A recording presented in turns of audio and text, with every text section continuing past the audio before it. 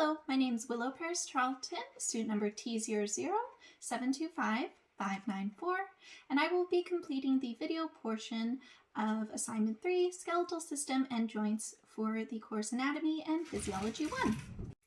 I will first locate the diaphysis and the epiphysis on this pig knee joint.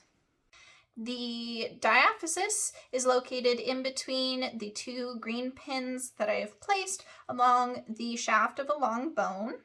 The epiphysis are located on the blue and yellow pins. The distal epiphysis is here at the blue pin, and the proximal epiphysis is located here around the yellow pin. Next, I will locate the epiphyseal plates. This right along here is the epiphyseal plate or growth plate. And here is the other epiphyseal growth plate. Next, I will be locating the cortex compact bone and the cancellous spongy bone. First, this is the cancellous spongy bone. And we know that's the cancellous spongy bone because I can take my pin here and push hard enough and it can go into that part of the bone. The cortex compact bone is along here. And we know that's the compact bone because I cannot push the pen into it. Now we will be looking at the bone marrow. This is the bone marrow. You can see I can scoop it out of the bone here. You can see here we've got two different colors of the bone marrow. Some of the looks like the yellow bone marrow here, and I think that looks like a little bit of red bone marrow. Next, we are going to cover the medullary cavity, the periosteum, the endosteum, and the nutrient foramen. This is the medullary cavity. Here, if we pull it back, this is the periosteum. On the inside is the endosteum. And while I was looking at the endosteum, when I pulled it back, I could see that big blood vessel there. And I knew that is where the nutrient foramen was.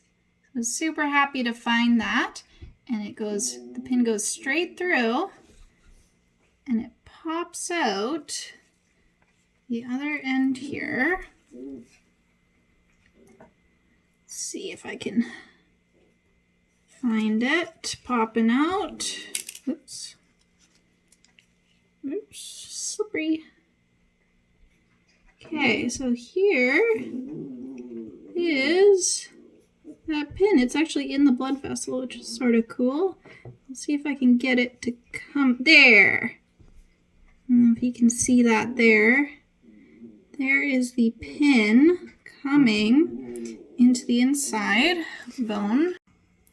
The nutrient foramen is really important because that is where a blood vessel comes from outside of this bone into the bone, and that's carrying all the nutrients for what the bone needs. The joint capsule is located right here, and it seals the joint and provides stability. The meniscus is the C-shaped cartilage right there.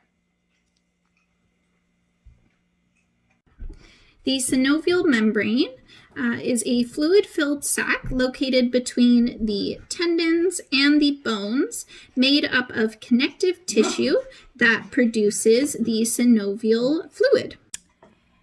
And if you can see that egg white consistency film there, that is the synovial fluid. Next, we will go over the hyaline and articular cartilage.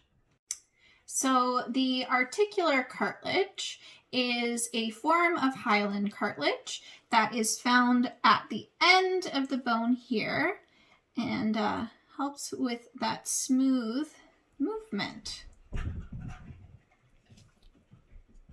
This is the patella, and the patella sits on the trochlear groove. This is the tibia, and it's located on the medial side. And this is the fibula, and it is located on the lateral side. On the lateral side, we can find the lateral collateral ligament attaching to the fibula right there. Next, we'll look at the medial collateral ligament, which is found on the medial side right there. I've put my blue pin. This is the patellar ligament. Next, we're going to locate the anterior cruciate ligament and the posterior cruciate ligament.